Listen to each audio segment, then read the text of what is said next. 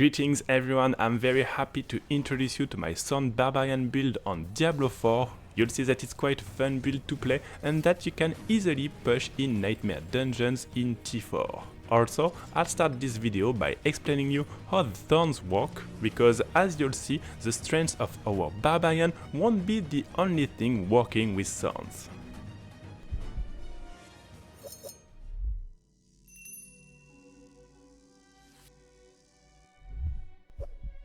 So I'll start by explaining you how the thorns work. For that I made several testing, and the first one is quite easy to understand. It's using the buff when you stand still. On the left you don't have the buff, and on the right you have plus 13% of global damage.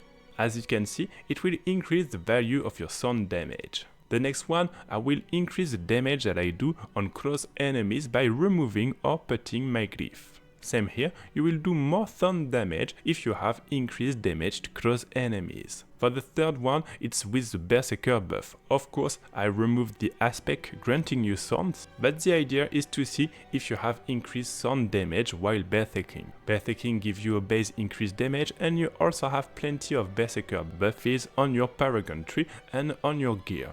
As you can see, it also works. The next one is a bit more tricky. It's for you to understand that thorns are physical damage. On the right I have plus 15% of physical damage, and it also works, meaning everything increasing your physical damage will increase your thorn damage. Now for the thorns to work you need to get hit. That means if you are invulnerable or if you dodge you won't do any thorn damage. Also, your thorn damage will be increased in function of the base damage of your enemy. That's why you'll have way more damage on bosses, for example, than the creeps I made the trials on. Then for the last part I also tested the damage reduction impact on thorns. On the right you have additional 30% of damage reduction, and the great news is that it doesn't reduce your thorn damage. So you can stack damage reduction without impacting your damage, and will be of course very interesting for the pushing of Nightmare Dungeons in T4.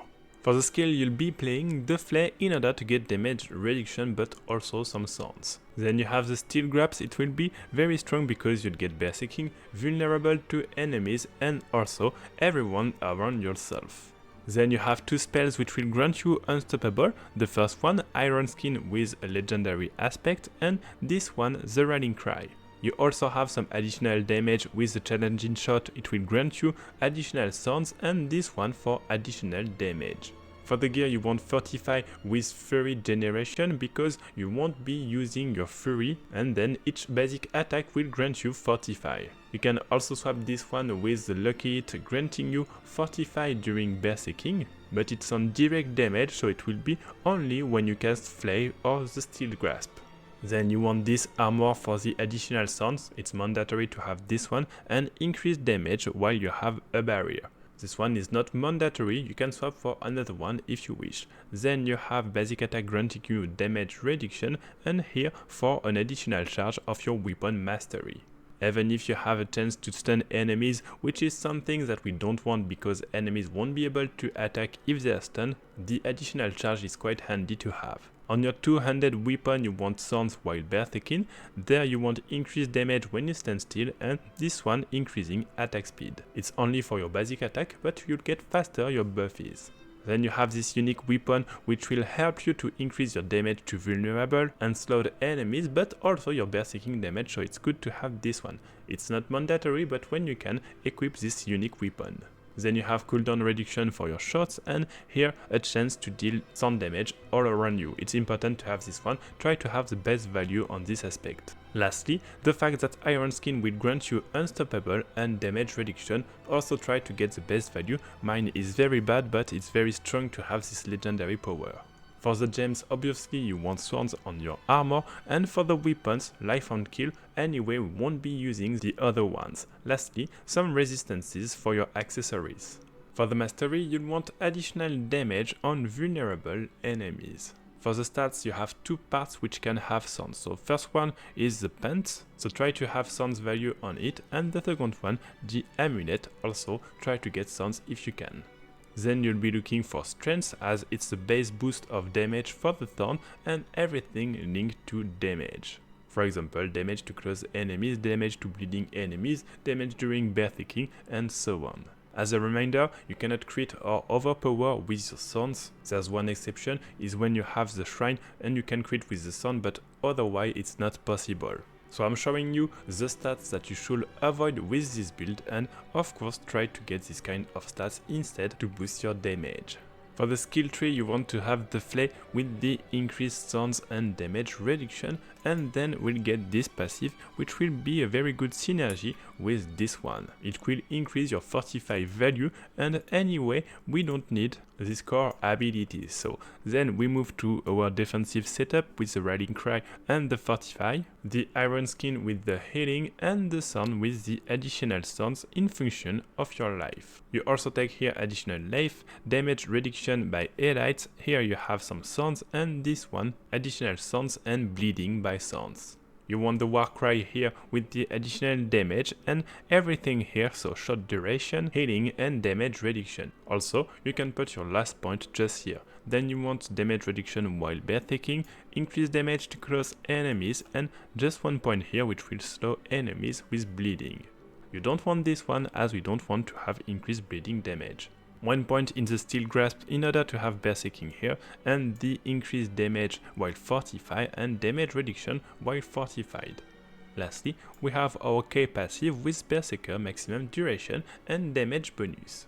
Before showing you some gameplay, I'll finish the explanation with the Paragon setup. Make sure to check the rest of the video before going to this section, because otherwise you'll be a bit lost on why we choose these specific nodes. So we want to get the glyph with increased berserking damage just here. You can get the life here, the rare passives, and then we'll get the second board with this passive, which will increase the damage that enemies take from bleeding. You also have this rare passive. We don't care much about the physical damage over time, but the physical damage is interesting. Then you get the glyph increasing the damage to close target. You have the passive just here, and you also want this one increasing your damage to bleeding enemies. Again, we don't care about the physical damage over time, but you have the damage to bleeding enemies, and here too. Then you get this board with this legendary node. You have a chance to grant berserking when you kill bleeding enemies, and you have here some damage to bleeding enemies, damage to elites, and our third glyph which will increase the damage that you deal to bleeding enemies. You'll want the dexterity nodes, and then you get this one which will increase your damage while berserking. Also, you can take some points of berserker duration, for example this one. We also get some berserking duration here, and if you see that you still lack some berserking, you can take this node for example. Then we get the last glyph, this one which will increase damage to vulnerable enemies. Lastly, you have this node. It's not much interesting, it will just grant you some attack speed on your basic attack, so it's not mandatory to take this one. And lastly, damage while berserking and damage to elites. Before letting you enjoy the gameplay, there's a few things that you need to know about the Barbarian on how it works. First, you have two skills which will grant you unstoppable, so you don't want to be using them at the same time. If you push a bit, you'll want to start using the iron skin in order to get its damage reduced. Then your basic attack will be important because it will grant you additional stun and damage reduction, so make sure to always have the 4 stacks up if you take a pack. Then you have 2 additional shots which will help you to increase the damage that you do to your enemies. Lastly, you have your grab which will bring your enemies nearby, and when you trigger your legendary power dealing some damage around yourself, it will quickly clear the area. The last tip, in some nightmare dungeons you'll be facing enemies which are not attacking, for example the barricades. To kill them, just grab enemies nearby, and when they attack you, you'll proc your AoE damage, and like that you'll be able to kill this kind of enemies.